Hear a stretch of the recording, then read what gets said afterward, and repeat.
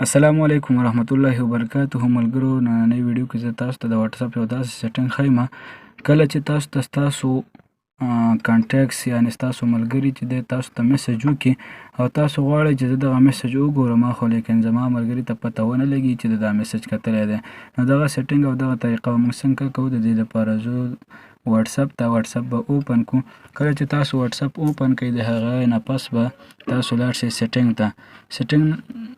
ته تللو نه پس به په پرایوسي باندې کلیک وکړئ او دلته کې به راشئ ریډ ریسیپټس دې ته به راشئ او دغه به تاسو سره آن وي نو دا لاول کې آن وي نو دا به تاسو آف کړئ کله چې دا تاسو آف کړئ نو بیا به تاسو لاړ شئ خپل دویم اکاونټ ته او د هغې نه به تاسو لکه د خپل اکاونټ چې د هغې ته به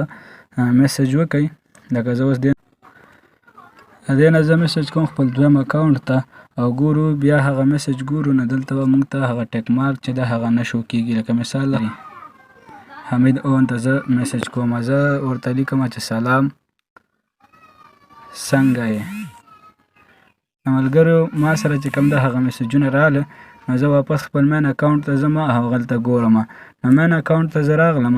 او دلته موږ ته میسجونه راغلي دي چې سلام څنګه یې دغه میسجونه ما دلته وکته خو زه واپس اوس ځم هغې اکاونټ ته هلته ګورم چې دغه میسجونه دلته ما کتلي دي نو هغې ته پته لګي یعنې هغې ته ټیک مارک نشان ورغلی دی او که نه دی ورغلی نو واپس ځو خپل هغې اکاونټ ته کوم نه چې موږ میسجونه کړي نو ملګرو تاسو کتلی شئ